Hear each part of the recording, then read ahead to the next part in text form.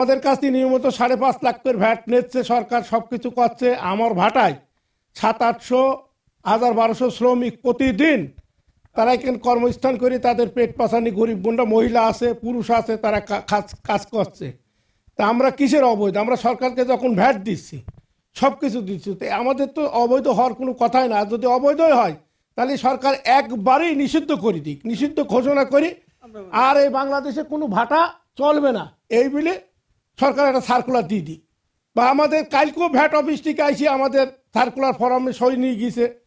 আমরা কিন্তু আজ পর্যন্ত ভ্যাট দিইনি কো এই বছরে, পূর্বের ভ্যাট সব শোধ, কিন্তু কখন ভাঙি দেয় এই পরিচয় আমরা তাকে ভ্যাট দিইনি কো।